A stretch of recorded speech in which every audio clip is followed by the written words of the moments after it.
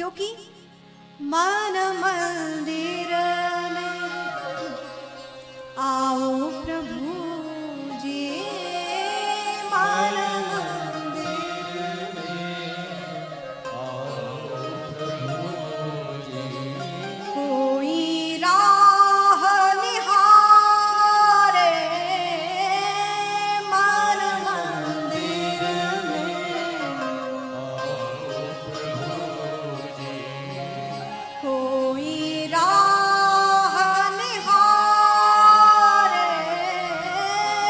मन मंदिर में आओ प्रभु जी।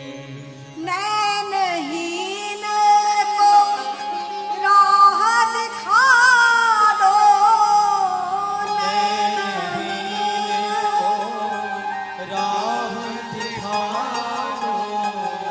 ज्योति से मन मेरा सजा दो, ज्योति से मन मेरा सजा दो। मेरा सब कुछ तेरा ही तो, मेरा सब कुछ तेरा ही तो। तुम मुझको अपना लो, मन मंदिर में आओ जी, मन मंदिर में आओ प्रभु। इस मन के मंदिर में, इस हृदय में परमात्मा विराजमान हो। इसलिए नारद जी ने कहा कि हे भक्ति देवी, आप भक्तों के हृदय में विराजमान होइए। और तब से भक्ति देवी, जो भक्त परमात्मा का बनना चाहता है, भगवान से प्रेम करता है, ऐसे भक्तों के हृदय में भक्ति बैठ जाती है। और जहां भक्ति आ जाती है, भक्ति नृत्यति यत्र चा, वहां पर भगवान बैठ जाते हैं। और जहां भगवान आ जाए, फिर वहां कोई कमी रह सकती है? कोई कमी नहीं रह सकती। सारी पूर्णता उसके जीवन में आ जाती है, वो दिव्य बन जाता है। एक बार प्रेम से बोले, राधे राधे राधे राधे राधे राधे। तब प्रश्न किया, यहां पर दिव्य भक्ति उपाख्यान सुनाया। प्रश्न उठता है, क्या जो भक्त है उसी को भगवान मिलते हैं? यदि किसी के जीवन में पाप हो जाए तो क्या ऐसे अपराधी पर भगवान कृपा नहीं करते? क्या अपराधी को भगवान नहीं मिलते? जीवन में भूलवश या जानकर भी कभी कोई पाप हो जाए तो क्या ऐसे जीवों पर भगवान की कृपा नहीं होती? तब कहा कि नहीं, ऐसी बात नहीं है। तो इसी बात को पुष्ट करने के लिए यहां धुंधकारी चरित्र श्रवण कराया गया। आपने धुंधकारी का नाम सुना होगा। धुंधकारी एक ब्राह्मण था, लेकिन बाद में उसके कर्म विपरीत हुए। और फिर ऐसे विपरीत हुए कि जीवन भर उसने अपराध किए, बहुत अपराध किए। इतने अपराध किए कि जाकर के वो बाद में प्रेत बना। माता पिता का अपमान किया, बहुत सारे जितने भी विपरीत कार्य होते हैं सारे उसने कार्य किए। मरने की मृत्यु हो गई, मरने के उपरांत प्रेत बना।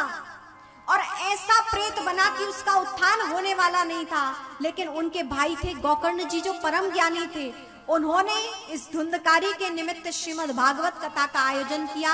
ऐसा प्रेत बना कि एक बांस लगाया गया उस प्रेत में। इसीलिए भागवत जी में बांस लगाने की भी कहीं कहीं परंपरा है, वैसे तो है ही है, लिखा है। तो उस सप्त ग्रंथि रूपी बांस में, जिसमें 7 गठाने थी, 7 दिन तक उस प्रेत ने गोकर्ण जी के मुख से श्रीमद् भागवत कथा को श्रवण किया। तब जाकर भागवत जी के श्रवण से उस प्रेत की मुक्ति हुई है। तो यहां धुंधकारी का चरित्र श्रवण कराया कि यदि किसी से कोई अपराध भी हो जाए, ये मानवा पाप कृतस्तु सर्वदा सदा दुराचार रता विमार्गा क्रोधाग्निदग्धा कुटिलाश कामिनः सप्ताह यज्ञेन कलौ पुनन्ति ते सप्ताह यज्ञेन कलौ पुनन्ति ते। किसी से जीवन में किसी प्रकार के भी अपराध हो गए हो, लेकिन साप्ताहिक ये श्रीमद् भागवत कथा विशुद्ध रूप से वो श्रवण कर ले तो उसके पापों का प्रक्षालन हो जाता है। लेकिन किसके पापों का प्रक्षालन होता है? ये नहीं कि बार बार पाप करके आओ, कथा कर लो, कथा श्रवण कर लो, फिर पाप करो, फिर कथा श्रवण करो। ऐसे पापों का प्रक्षालन नहीं है। किन पापों का प्रक्षालन है?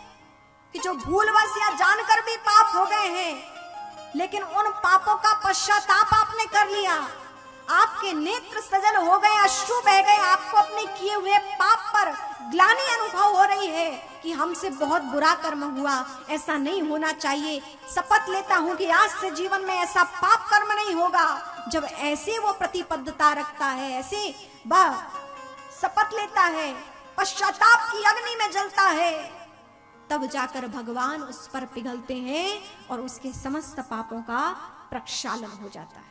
कब? जब आगे पाप ना करने के लिए वो शपथ ग्रहण करे तब। ऐसा नहीं कि पाप करते जाओ और कथा सुनते जाओ, ऐसों का उद्धार नहीं। जो पश्चाताप करके भागवत जी के शरणापन्न हो जाता है, शरणागति ग्रहण कर लेता है, वह पाप से मुक्त हो जाता है।